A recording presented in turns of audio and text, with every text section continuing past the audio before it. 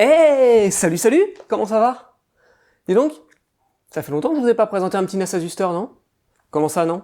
Ah oui, c'est vrai, il y a pas longtemps, je vous ai présenté le DriveStor 4 Pro. Voilà, et bah, si tu l'as pas vu, c'est pas grave, il est en description pour te rattraper. Et du coup, puisque je vous ai présenté le DriveStor 4 Pro, est-ce qu'il serait pas normal aujourd'hui que je vous présente le DriveStor 4 pas Pro? Eh oui, on va donc découvrir le petit frère du 4 Pro que je vous ai présenté il y a pas longtemps. C'est parti!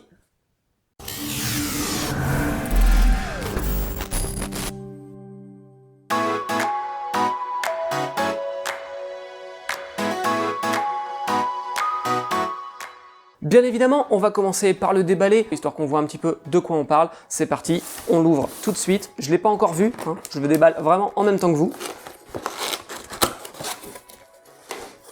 Alors comme d'hab, on a le petit carton avec les accessoires. Dedans, on va retrouver, allez, au hasard, du câble Ethernet, le bloc d'alimentation et un petit manuel. Voilà, bon en gros, c'est du classique hein, de chez Azuster. Oh, ce qui nous intéresse surtout, c'est ça. Le voici donc, ce DriveStor 4.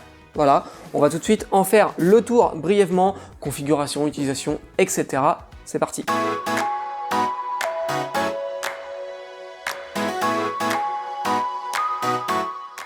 Le DriveStor 4 est donc le petit frère du 4 Pro qu'on a déjà vu ensemble.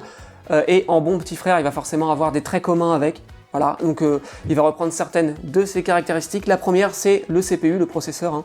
On aura le même CPU que sur le 4 Pro, c'est-à-dire un processeur Realtek, je crois que c'est 1296 de mémoire, mais si je me trompe, je vous remettrai la petite référence ici du processeur.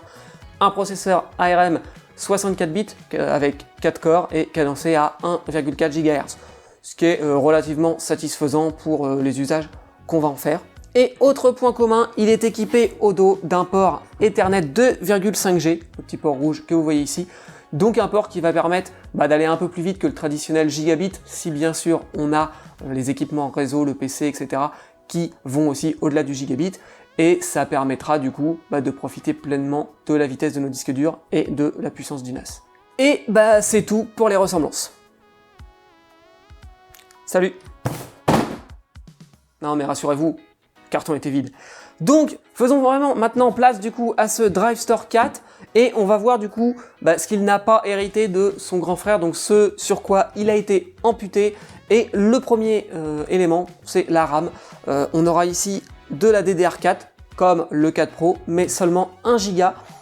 Et pas de possibilité d'extension de cette mémoire. Donc là, c'est un petit peu dommage parce que 1 Go tout de suite, je me dis que ça va peut-être forcément limiter dans les usages.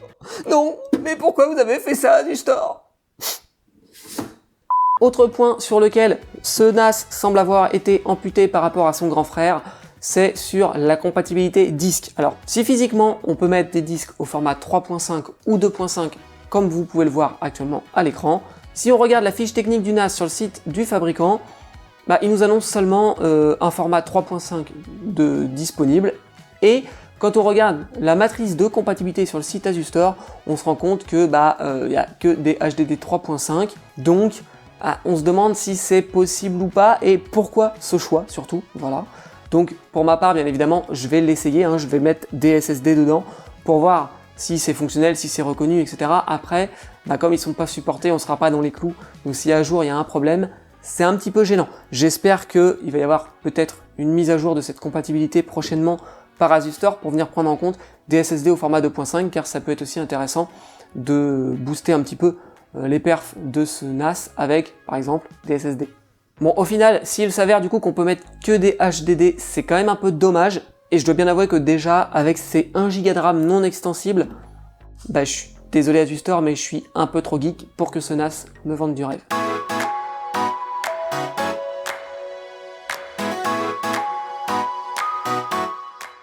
Bon, côté design, on retrouve ici le design qui caractérise un peu l'entrée de gamme des NAS Azuster.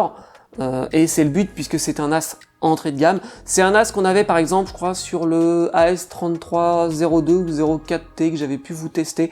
Je vous le mets dans le i là-haut, vous retrouverez du coup un petit peu le même système.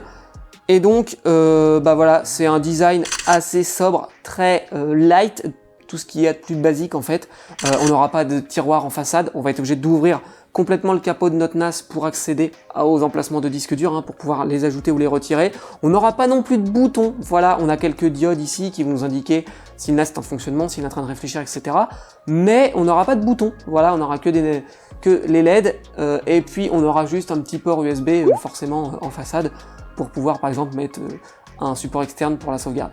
Et puisque je vous parle de la connectique, pareil au dos, on ne sera pas énormément fourni puisqu'on aura seulement, en plus du port d'ALIM bien évidemment, le port Ethernet que j'ai mentionné déjà tout à l'heure, et un port USB, voilà, donc rien de plus, c'est vraiment le strict minimum.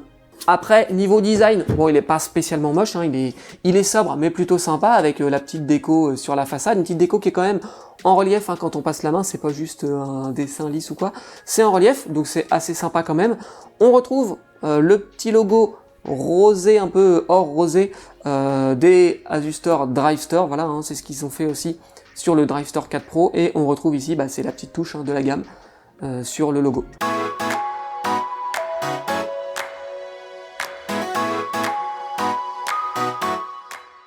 Côté système, ce Drive Store 4 est équipé d'ADM 4.0, c'est la dernière version, donc ça c'est plutôt cool.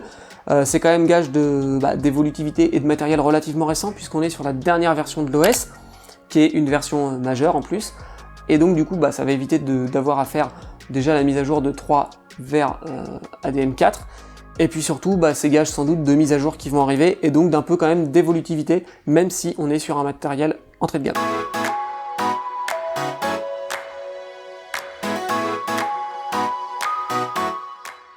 Alors, ce Drive Store 4, pour quel usage? Bon, comme c'est un matériel, comme je vous le dis depuis tout à l'heure, un peu entrée de gamme, bien évidemment, on se doute que ça va être plus axé particulier que professionnel.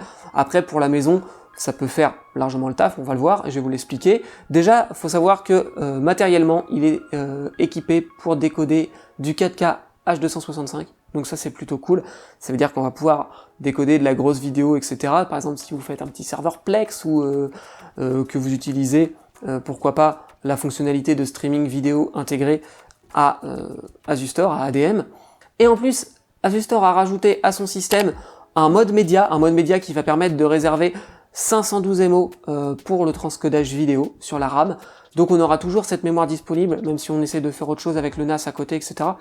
Ce qui fait que si on veut faire de la lecture pendant que le NAS fait autre chose, et la lecture de vidéo restera fluide.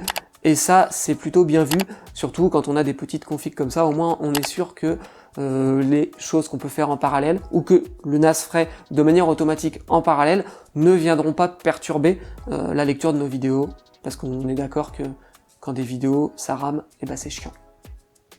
Bon, on n'est clairement pas ici en présence d'un NAS à destination des plus geeks d'entre nous. Alors je suis désolé si vous êtes extrêmement geek, ce sera peut-être pas ce modèle-là qui vous conviendra. Pourquoi? Parce que même si en théorie, ayant accès à App Central, on a accès à une myriade d'applications qu'on va pouvoir installer. En pratique, avec seulement un pauvre giga de RAM, on va pas aller très loin. Si en plus on utilise le mode média, déjà on va réserver 500 MO pour la lecture de vidéo, donc lecture vidéo, les 500 mégas qui restent entre le système, la gestion des fichiers, etc. Je pense que ce sera déjà pas mal. En gros, je pense que ce NAS va se destiner en premier lieu à ceux qui recherchent juste du stockage partagé pour qu'il soit centralisé, qu'on puisse y accéder depuis téléphone, tablette, PC, etc. Et puis partagé pourquoi pas entre plusieurs utilisateurs avec les comptes, les droits, etc. Ce qui est la fonction première d'un NAS. Et après, on pourra du coup faire une petite fonctionnalité en plus, mais je pense qu'il faudra s'arrêter là, sous peine d'être un peu déçu. On pourra faire un serveur de streaming vidéo, peut-être à la place un serveur de vidéosurveillance par exemple. Mais globalement, le pauvre giga de RAM Asustor, là, pour le coup, c'est non extensible en plus. Non extensible. À la limite, sortir un produit avec 1 giga de RAM, si on avait possibilité de l'étendre, on se dit, voilà, on achète le truc. Si ça va pas, on ajuste en fonction de nos besoins. Là, pour le coup, celui-ci, la mémoire, on la changera pas, on l'augmentera pas. Donc on va être bloqué sur 1 giga, ce qui fait que l'utilisation va vite être limitée.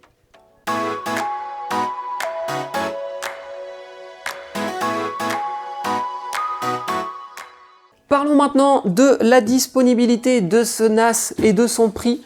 Ce NAS qui offre 4 baies est disponible chez Amazon, vous avez comme d'habitude un petit lien en description, au tarif de 299 €, ce qui fait que bah, c'est effectivement pour un boîtier 4 baies, ça reste pas très cher, hein, c'est de l'entrée de gamme, une fois encore. Maintenant, si 299 vous trouvez que c'est encore trop, ou bien si vous estimez que 2 baies vous suffirait, parce que vous mettez 2 disques en miroir, et puis ça vous suffit, vous mettez des gros disques, vous n'avez pas besoin de plus. Vous avez aussi le petit frère, qui est du coup le Drive Store 2, voilà, nom de code AS1102T, contrairement à celui-là qui est AS1104T.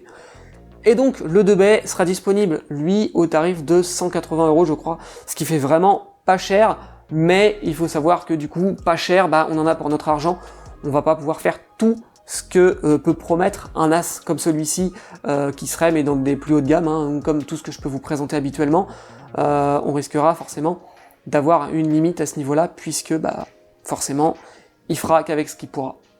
Et bien sûr, comme d'habitude avec Asus Store, on aura ici une garantie de 3 ans, comme sur tous les autres NAS, donc ça c'est plutôt pas mal, c'est aussi bon signe parce qu'on se dit que ils vont au-delà des 2 ans, c'est que déjà ils sont un peu sûrs de leurs produits, et de la fiabilité de leurs produits surtout, donc ça fait plaisir, et c'est toujours réconfortant entre guillemets, de savoir qu'on achète quelque chose qui va être garanti un peu plus longtemps, donc voilà, garantie de 3 ans. Cette courte vidéo de présentation du Drive Store 4 s'arrête ici. Si vous avez des questions, n'hésitez pas à les poser en commentaire. Alors après, faut savoir qu'il va repartir très rapidement parce qu'il doit aller voir du paysage, il doit voyager, aller voir d'autres blogueurs, d'autres youtubeurs, etc. pour montrer un petit peu sa face au reste du monde. Et donc, je l'aurai peut-être pas forcément sous la main pour répondre si c'est des questions qui tiennent vraiment à ce modèle-là. En tout cas, si c'est des questions sur les NAS Asus Store, vous savez que je vous publie régulièrement du contenu. Je commence à connaître un petit peu le sujet, donc n'hésitez pas, si vous avez des questions, vous pouvez les poser en commentaire, ça me fait plaisir. Et puis comme d'habitude, on s'abonne, on partage, on like, ça fait plaisir. Et puis moi je vais retourner geeker, je vous dis à plus. Allez, ciao!